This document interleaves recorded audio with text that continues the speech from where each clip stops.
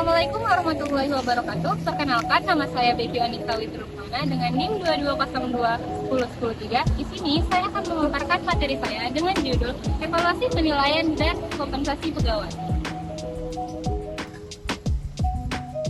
Evaluasi penilaian dan kompensasi pegawai adalah dua hal yang sangat berkaitan dalam proses manajemen sumber daya manusia. Evaluasi kinerja bertujuan untuk menilai hasil kinerja pegawai, sedangkan kompensasi adalah hal yang diberikan oleh perusahaan kepada karyawan atas hasil kerjanya dalam bentuk imbalan. Evaluasi kinerja adalah proses sistematis untuk menilai dan mengukur hasil kinerja karyawan. Evaluasi kinerja dapat digunakan dalam berbagai tujuan. Yang pertama, memberikan umpan balik kepada karyawan tentang kinerja mereka. Yang kedua, mengembangkan rencana pengembangan karyawan. Yang ketiga, membuat keputusan tentang promosi, kenaikan gaji, dan pemberhentian.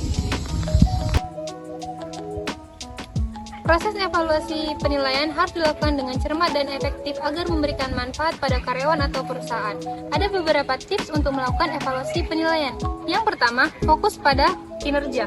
Yang kedua, gunakan metode yang akurat. Yang ketiga, hubungkan evaluasi penilaian dan kompensasi. Kompensasi adalah semua pendapatan yang diterima oleh karyawan dari perusahaan, baik dalam bentuk uang maupun non-uang. Kompensasi dibedakan menjadi dua. Yang pertama, kompensasi secara langsung, berupa gaji, tunjangan, dan bonus. Yang kedua, kompensasi secara tidak langsung, berupa asuransi kesehatan, cuti, dan yang lainnya.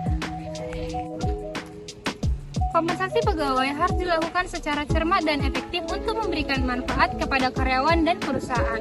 Ada beberapa tips yang perlu dipertimbangkan untuk merancang kompensasi pegawai. Yang pertama, kemampuan perusahaan. Yang kedua, kebutuhan karyawan. Yang ketiga, peraturan pemerintah.